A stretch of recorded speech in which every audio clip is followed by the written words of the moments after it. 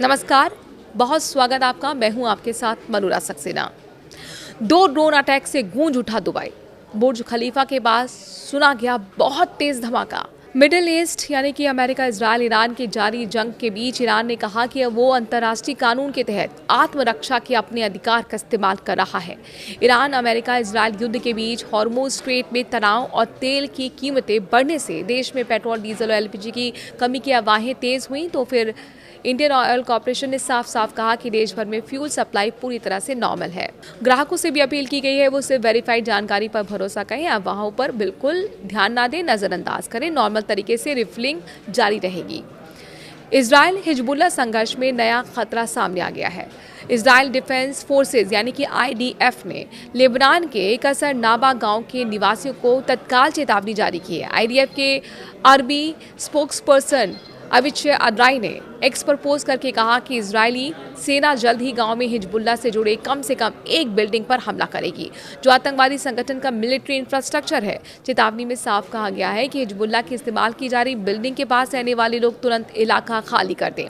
अपनी सुरक्षा के लिए कम से कम 300 मीटर की दूरी पर चलें। यह हमला हिजबुल्लाह के इजरायली नागरिकों पर खतरे को खत्म करने के लिए है। ईरान की सेना ने भी दावा किया है कि उसने ड्रोन से इजरायल के 2 एयरबेस और खुफिया एजेंसी के मुख्यालय पर हमला किया है। ईरान के सरकारी मीडिया के मुताबिक हमले पालम माचिप एयरबेस और ओवडा एयरबेस पर किए गए हैं। इनमें से एक एयरबेस यावने शहर के पास भूमध्य सागर के किनारे स्थित है। रिपोर्ट में कहा गया है कि शिन बेट के मुख्यालय को भी ड्रोन हमले में निशाना बनाया गया। हालांकि इन हमलों से कितना नुकसान हुआ इसकी जानकारी अभी सामने नहीं आई है। लेबनान से हिजबुल्लाह ने पिछली रात इजरायल के उत्तरी इलाकों पर 150 से ज्यादा रॉकेट और मिसाइल दाग दिए थे। यह हमला ईरान के साथ मिलकर किया गया इंटीग्रेटेड ऑपरेशन था जिसमें ईरान ने भी बैलिस्टिक मिसाइलें चलाईं। इस हमले से हाइफा, गलील और गोलन हाइट्स इलाकों में सायरन बज गए और लाखों लोग बंकरों के पीछे छिप गए। IDF के मुताबिक हिजबुल्लाह ने शाम 8 बजे लगभग कई घंटों तक हमले किए। पहले 100 रॉकेट एक साथ दागे गए और फिर और लहरें आईं। कुल मिलाकर 150 से ज्यादा रॉकेट और कुछ ड्रोन लॉन्च हुए। ज्यादातर को आयरन डोम ने रोक लिया, लेकिन कुछ शार्पनर गिरने से 2 लोग हल्के तौर पर घायल हुए हैं और कोई बड़ा नुकसान नहीं हुआ है। लेकिन यह हमला इस महीने का सबसे बड़ा हिजबुल्लाह अटैक था। ईरान अमेरिका इजराइल युद्ध में ईरान अब तक अपनी पूरी ताकत नहीं दिखा पाया है। ईरानी अधिकारियों ने दावा किया है कि उनके पास स्ट्रेट ऑफ हॉर्मुज को पूरी तरह से बंद करने की क्षमता है और वो लाल सागर के बाब अल बदम पैसेज को भी प्रतिबंधित कर सकते हैं।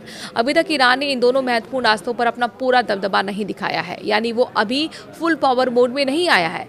ईरान के सीनियर मिलिट्री अधिकारियों ने हाल ही में कहा कि अगर अमेरिका या उसके सहयोगी कोई स्ट्रैटेजिक मिस्टेक करते हैं तो वो हॉर्मुज के साथ साथ बाब अल मनम सागर का प्रवेश द्वार को भी हॉर्मुज जैसी स्थिति में डाल सकते हैं। ये दोनों चोक पॉइंट्स दुनिया के तेल और गैस का बड़ा हिस्सा ले जाते हैं, जबकि बाब अल मनम से यूरोप एशिया का बड़ा ट्रेड रूट जाता है।